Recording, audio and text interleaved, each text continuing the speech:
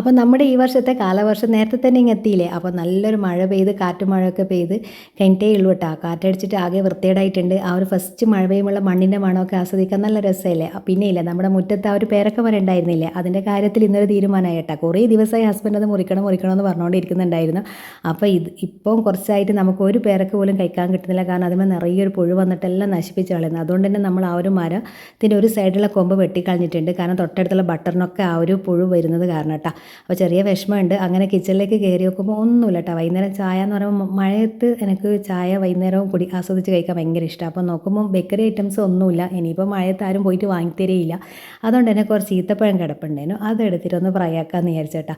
അപ്പോൾ അതിൻ്റെ കുരുകളഞ്ഞ് എടുക്കുന്നുണ്ട്. മഴ പെയ്താലുള്ള ആദ്യത്തെ പ്രശ്നം എന്ന് പറഞ്ഞാൽ നമ്മുടെ കറണ്ട് ഫസ്റ്റ് അങ്ങ് പോയി കിട്ടുമല്ലോ. അപ്പോൾ 3 ലൈനിലും കറണ്ട് ഇല്ല. ഇനിയിപ്പോൾ എന്താ ചെയ്യുക, ഈത്തപ്പഴം ഒന്ന് ക്രഷ് ചെയ്തെടുക്കണം.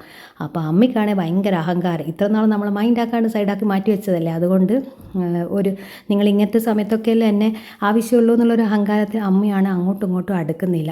എന്തോ ഒരു കഷ്ടപ്പെട്ട് ഞാൻ അതിനെ നീക്കി മാറ്റി വെച്ച് ഒന്ന് കഴുകി എടുത്തിട്ട് ഈത്തപ്പഴത്തിന് ഒന്ന് ക്രഷാക്കി എടുക്കുന്നുണ്ട്.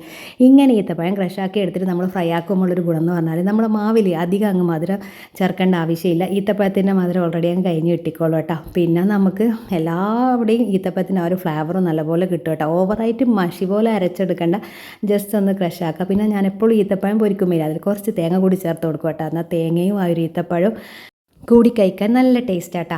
പിന്നെ ഈ വർഷത്തെ കാലവർഷയിൽ ആർക്കും ഒരു ബുദ്ധിമുട്ടില്ലാതെ അങ്ങ് കഴിഞ്ഞു പോട്ടെ അല്ലേ. കാലവർഷം നമുക്ക് ആസ്വദിക്കാൻ ഭയങ്കര നല്ലൊരു കാലഘട്ടമാണ്. പക്ഷേങ്കിൽ മലയോര പ്രദേശങ്ങളും അങ്ങനെയുള്ള സ്ഥലങ്ങളിലൊക്കെ ആൾക്കാരെ ചിന്തിക്കുമ്പോൾ ഭയങ്കര ടെൻഷനാണ്, കടലോര പ്രദേശങ്ങളിലൊക്കെ ഉള്ള ആൾക്കാർക്ക്.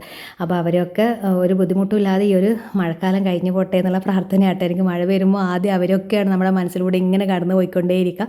അപ്പോൾ ആർക്കും ഒരു ബുദ്ധിമുട്ടില്ലാതെ നല്ല ആസ്വദിച്ച് നമുക്ക് കഴിയാൻ മാത്രമുള്ള ഒരു മഴക്കാലമായി മാറട്ടെ എന്നുള്ള പ്രാർത്ഥനയോടെ കേട്ടോ. അപ്പോൾ നമ്മൾ ഇതിന് സൈഡായിട്ട് ഇഞ്ചി ചായട്ട് ഉണ്ടാക്കിയെടുത്തിട്ടുള്ളത്. അപ്പോൾ മധുരമിടാത്ത ഈ ഒരു ഇഞ്ചി ചായയോടൊപ്പം ഈ ഒരു നല്ല മധുരമുള്ള ഈത്തപ്പഴം ഫ്രൈയും കൂട്ടി കഴിക്കാൻ നല്ലൊരു വൈബ് തന്നെ കേട്ടോ. വൈകുന്നേരം ഈ ഒരു മഴ സമയത്തൊക്കെ നമുക്ക് കുട്ടികൾക്ക് മധുരം ഇട്ടിട്ടോ കൊടുക്കുന്നത്. അപ്പോൾ ഈ ഒരു ഈത്തപ്പഴം എന്ന് പറഞ്ഞാൽ അധികം മധുരം ചേർത്തിട്ടില്ല. ഈത്തപ്പഴത്തിന് ആ ഒരു മധുരം മാത്രമേ ഉള്ളൂ കേട്ടോ. അപ്പോൾ ഇൻഷാ അല്ലാ.